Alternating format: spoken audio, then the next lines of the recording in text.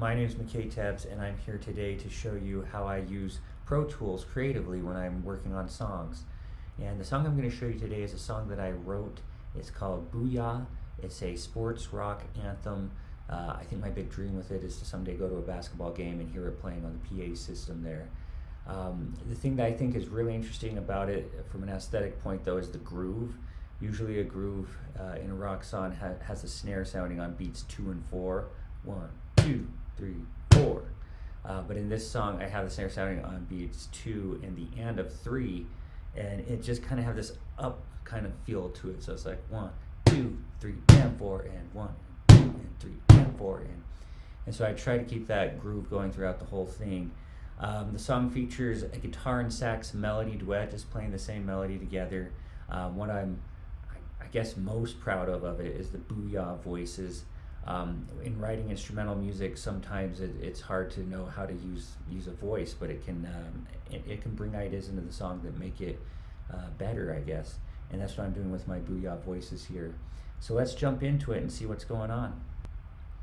All right, here is my Pro Tools session, and I have a lot of tracks in this song. This is I guess a big song for me. I think there's probably 40 to 50 tracks total. Oh, looks like I hit 50 right on the nose there at the bottom.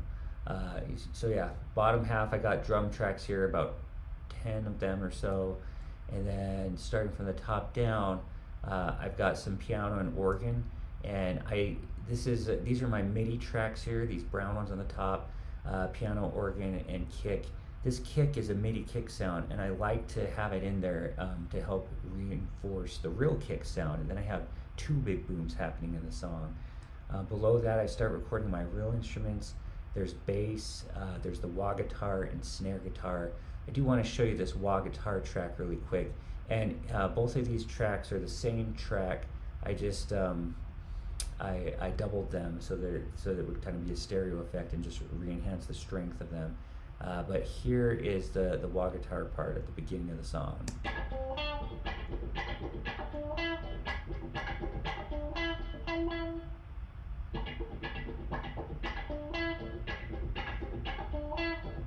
So it's kind of doing a bubble picking part on the guitar, but it has that wah feeling going back and forth on the guitar at the same time.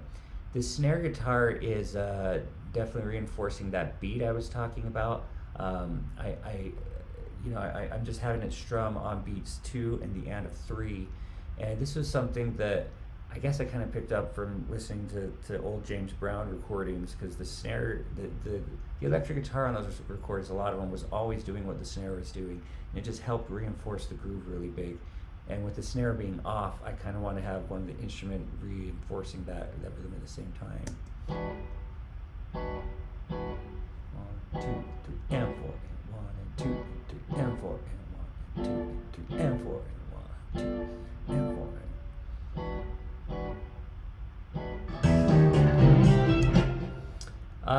Moving on down, I've got my lead guitar and lead sax. I mentioned this is a guitar and sax kind of duet at the beginning, and they both play the lead melody together.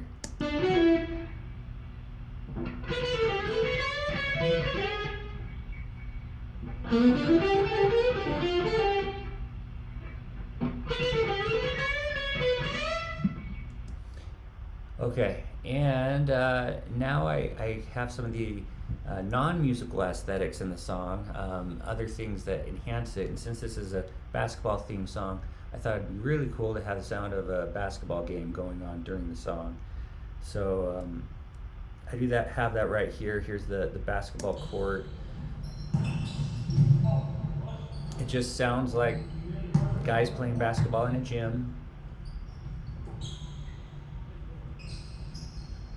Down here are my Booyah voices, and there are a lot of them. Let's see, 1, 2, 3, 4, 5, 6, 7, 8 Booyah voices tracks, and it's because I was just trying to build them up and make them stronger as a group.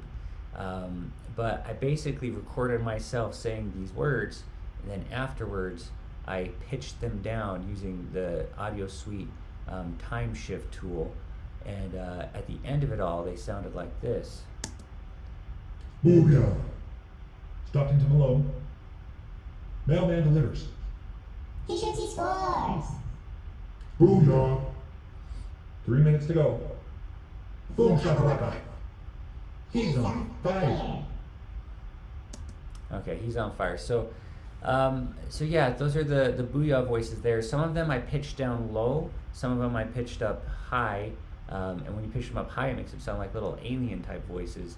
And I'll just show you really quick where to find that. It's in the audio suite menu. If you come down here to where it says pitch shift, and then you select time shift, you can open up the audio suite box for that. And here it is. And let's see, you select a sound, you select sound, push play right here, and then to transpose it, you just start twisting this knob. That's transposing up. This is transposing down. So yeah, anyway, that's the sax is going on, and I was doing all that. But you can make your own Booyah voices, or you could do that with any instruments. You could also harmonize, make harmonies to things that you record by using that tool. All right, here is the mix view in my Booyah session. And I just want to point out the panning first of all, and just tell you my aesthetic for panning is that I try to find a place for everything in the mix. Some of the things I put center, it's always the lead main melody. So here's the lead guitar and the lead sax sound, and they're basically placed in the center. One's a little to the left, one's a little to the right. Other things to place in the center includes the bass and the kick drum, but everything else I kind of find a spot for it. So my wah guitars, they're both panned hard left. My snare guitars panned hard right, so that they're separate from each other. They can each kind of stand out on their own that way. At the end of the song, I have a harmonized sax part that comes in, and I have all of those coming in at different places. Some of them are just split left and right, and some of them are coming in at different spots in the spectrum. But I try to do that at the end of the song so that things sound different from the beginning of the song. So if you look at my whole Pro Tools session, you'll know that at the end of the song, there's just a lot more happening. There's a lot more tracks going on. Here's those sax parts at the end, and then I also have extra guitar parts happening. And I actually named them Guitar Out 1 and 2.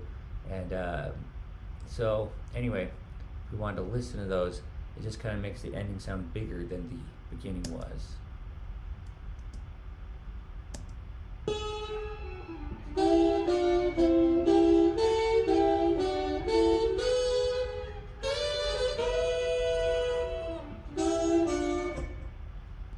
And I recorded all of these guitar parts using this James Tyler Studio Elite guitar, which I've had for about 15 years, and I just love. It's an amazing guitar. All right, well, thank you for sitting in on this video today, and please let me know if you have any questions. Bye.